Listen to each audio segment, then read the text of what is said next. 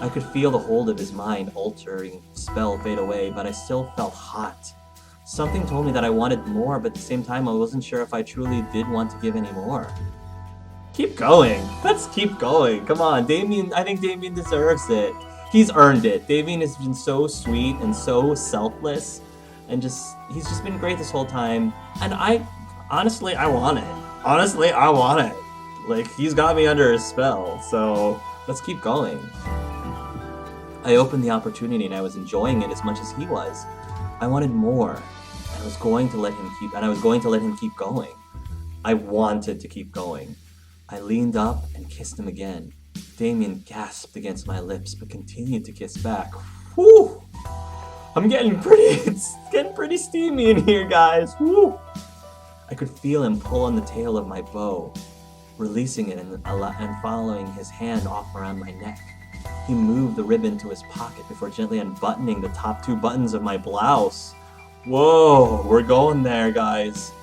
The desire in my body drove me insane, forcing a moan to escape my lips as he ran kisses from my lips down to my exposed neck. This is getting really steamy, everybody. Hold on to your butts. As he began to ravish my neck and shoulder in hot kisses, I leaned my head back and let a pleasureful sigh escape my lips. Damien was ruthless in his passionate kisses on my skin.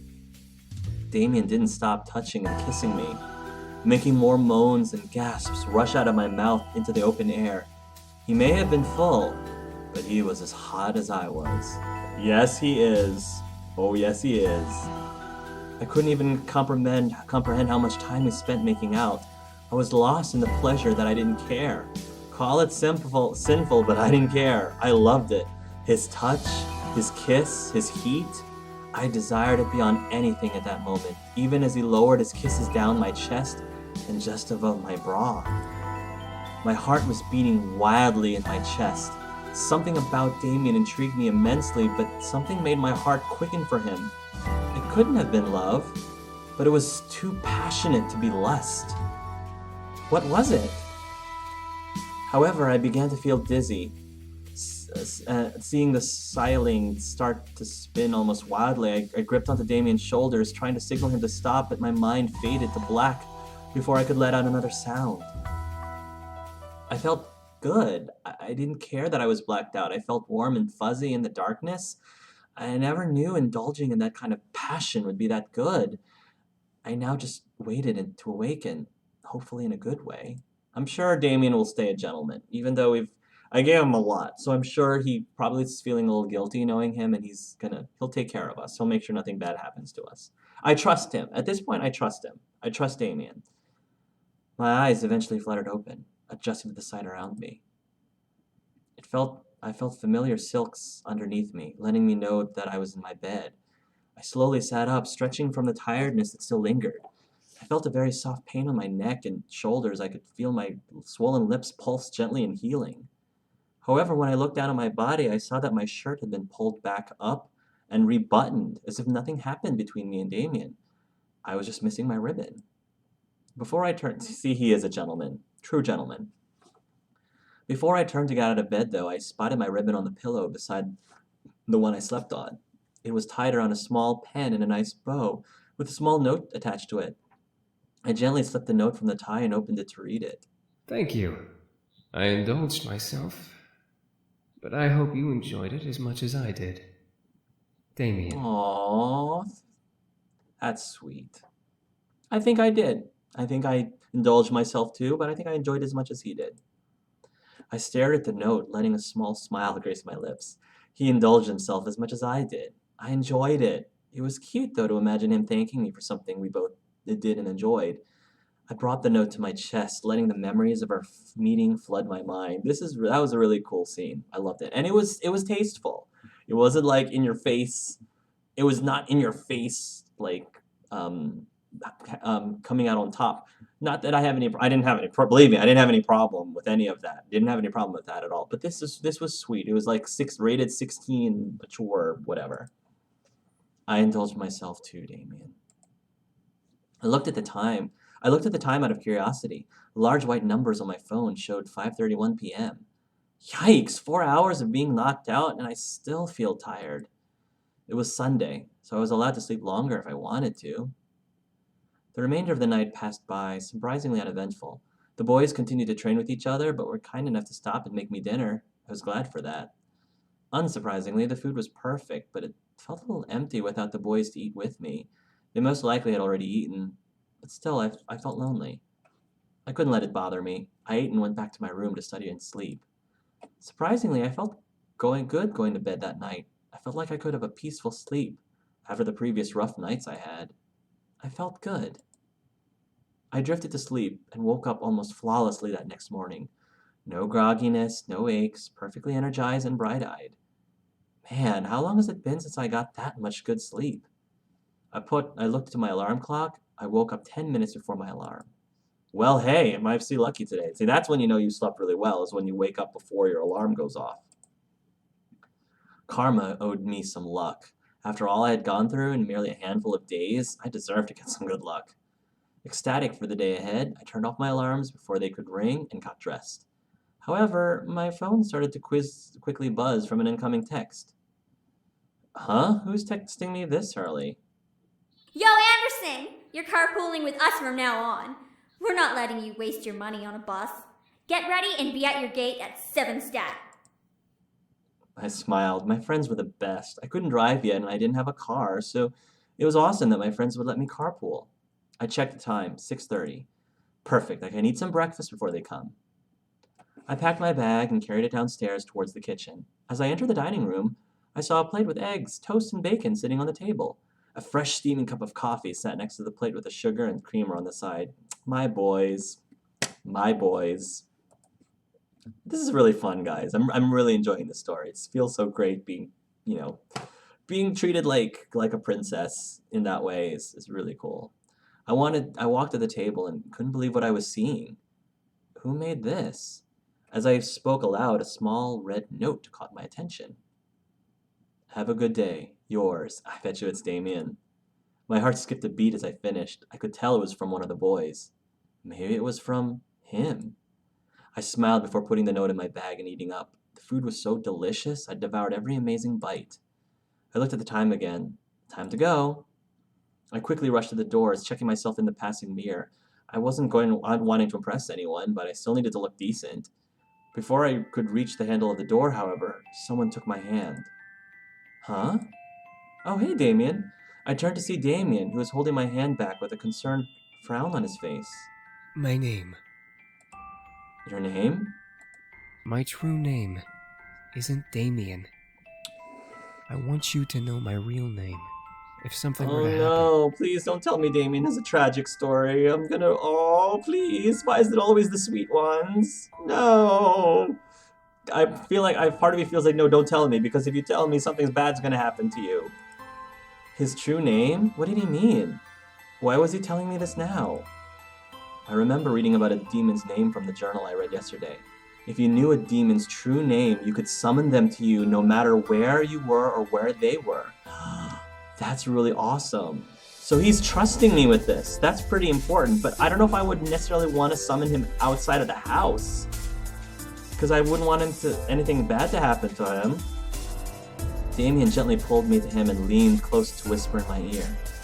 My name is Israel. Israel. I like that. Israel. As he said his name, I could feel it lock into my memory. Something in my head would make sure I would never forget it. Damien pulled away and stared at me, despite still carrying worry in his eyes. If you are in any danger, call my name. I promise. I'll come and help you. Okay, well hopefully I won't have to. Because I don't want you to get hurt. And I know Taekwondo. So I stared up at Damien, unable to say anything. I could only nod in response. Damien smiled before releasing my hand and heading into the dining room. He's so sweet, so sweet. So sweet, Damien. I mean, Israel. Something told me that name would be used eventually. At once on cue, Naomi drove up to the gates with Suzu waving me down. I rushed out the door and we headed to school. Talking about the homework in the coming day, yeah, the homework I never did. Because I was too busy making out with a really hot guy. Really, really sweet and hot guy. We made it into the school without a hitch. Our lockers were in the same part of the hall, so we quickly unloaded what we needed to and got our important books and necessities. First incident of the day. As I walked towards Suzu and Naomi, we were both waiting for me. They were both who were both waiting for me on the opposite side of the hall. Something hooked my ankle and made me fall forward. That was it, Lisette. Whoa, ow. Hey, are you okay? Who did that? Probably Lisette. Uh-huh. How did I know? The three of us looked back to see Lisette and her gaggle of girls. Lisette had a look of complete innocence while the girls around her giggled like no tomorrow. Why, you little... Suzu, don't! I felt a giant fire of anger burn in my stomach as I stared at Lisette. Today was not the only time this had happened to me. However, it was now clear who was behind these incidents. Even if she was innocent of one of her goons did it, it was now obvious that Lisette was the mastermind just from the look on her face. She was no friend, nor would she ever be. I had to do something. Glare into her soul, get her, stand up and walk away. Glare into her soul, get her. Get her, stand up and I'm gonna stand up for myself. I'm trying to play myself as someone who stands up for themselves but doesn't like get into a fight. Glare into her soul. I glared hard at Lisette, feeling wisps of air and magic run through my skin and veins. However, I stopped at what I saw. Around Lisette was a dark purple aura that seemed all too familiar. It was like demon magic, but it seemed to be tamer. I slowly rose to my feet, collecting my belongings as I continued to stare at Lisette. Something was off. As I continued to look at her, the aura grew, forming a shadow behind Lisette, with red eye-like shapes glowing from within its darkness. Anderson, Uh-oh. you all right? I don't know if I want to necessarily go through with this. I don't think she's worth it, personally. If I can back out of this, I don't think she's worth it. I couldn't respond. I was entranced by a small hum in the air. It was distant, almost like an ethereal whisper you'd hear in horror games, but it was real. It sounded vaguely of a woman, humming a tune I didn't recognize. Hey, are you okay? Casting. I'm casting. Let's go. We'll be late for class. I suddenly felt the need to walk away, so I did. Naomi and Suzu scrambled to catch up and follow at my new quickened pace. Did I just Sheesh, Anderson. You look like you saw a Did ghost. I just curse her? Oh no, I hope not. That's whoops. Well, I guess if I didn't do it, then I wouldn't have been able to know that I had the powers. So I guess I'm kind of glad I did it, because now I know that I can do that to people, so I know not to do that to people inadvertently. Because now I'm going to feel guilty if something really horrible happens to Lisette. Are you really okay? That fall was pretty bad. I think she saw underneath Lisette's cake face and saw the devil itself.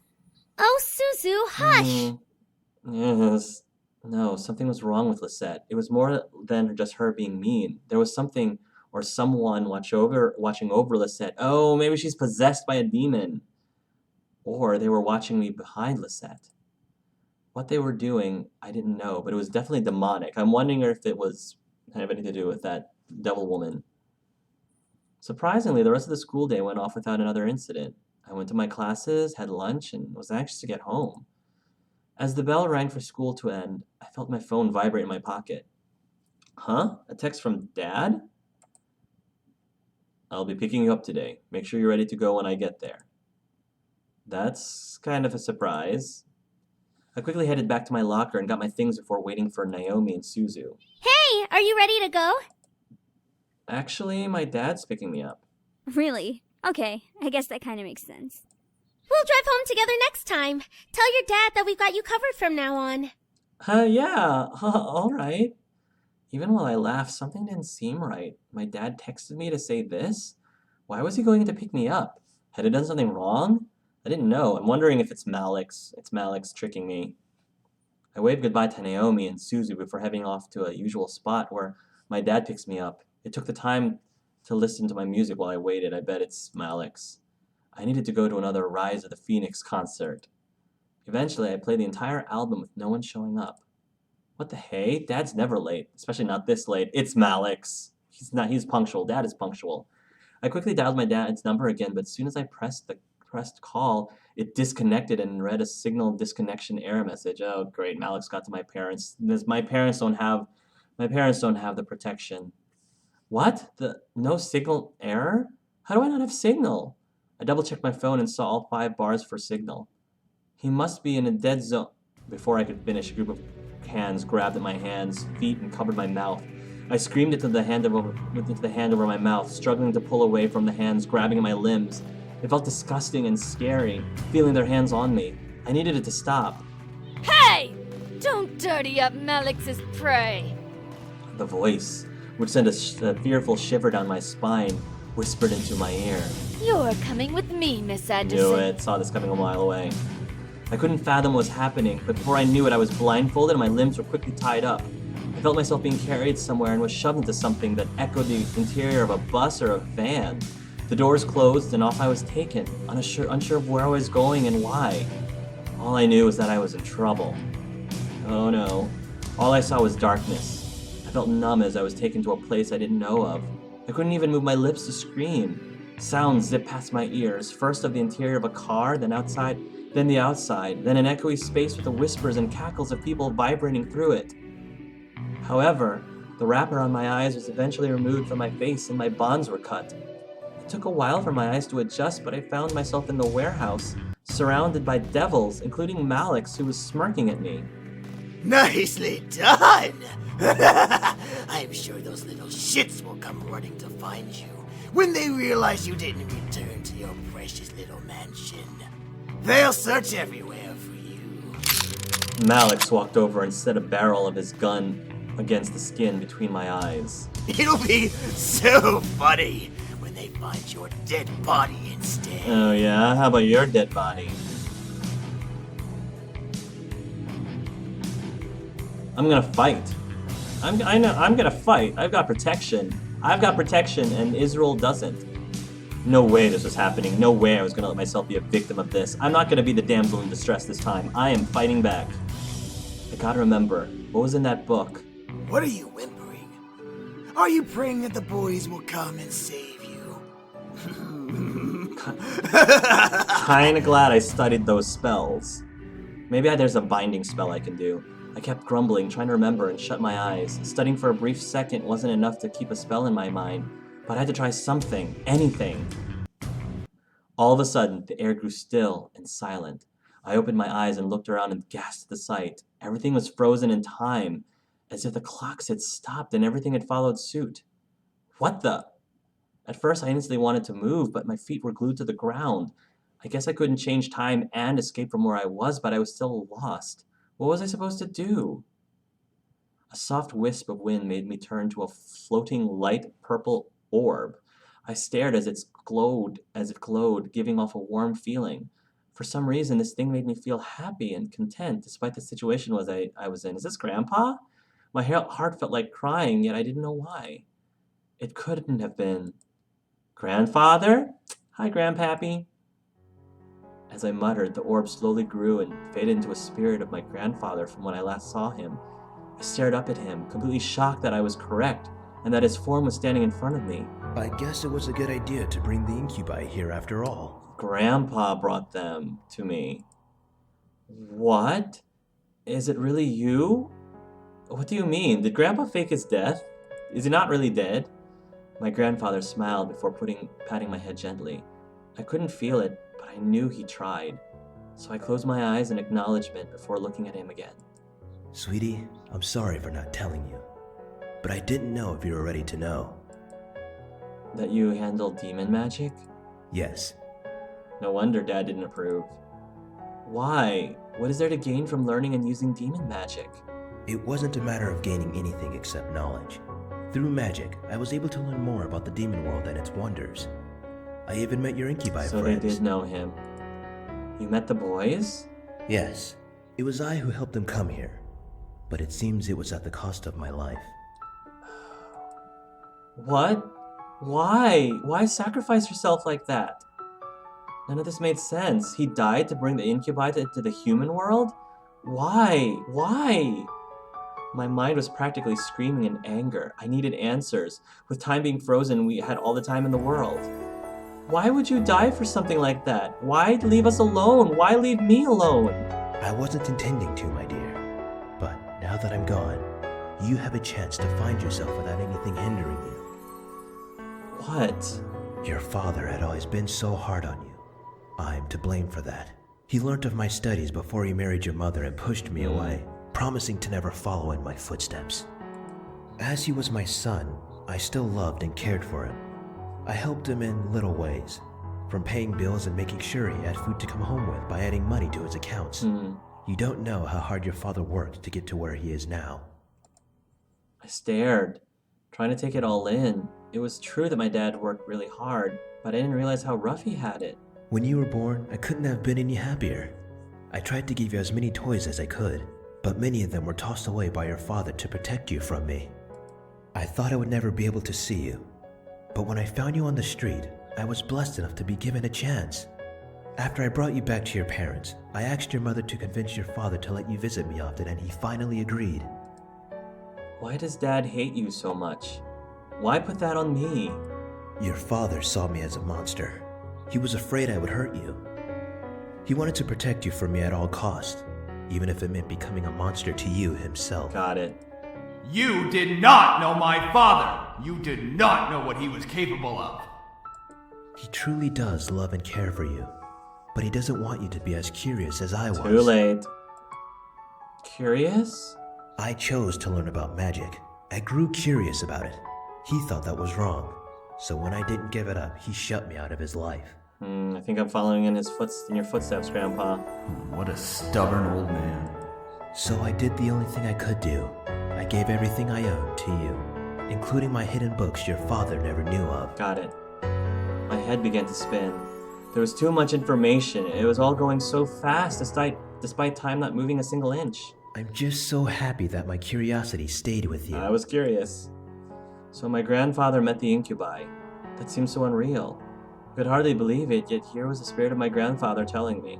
And this pretty much solidifies for me, if my grandpa was cool with the incubi, then I'm cool with the incubi and I trust them. It was almost like a dream. So you introduced them to the human world? That's right. I told them about the wonders of our world, and they all wanted to come to experience it. So I helped them come over and gave them everything they needed. They traveled everywhere, and I helped them as they learned more about humans. Got it. Then, I suddenly stopped breathing.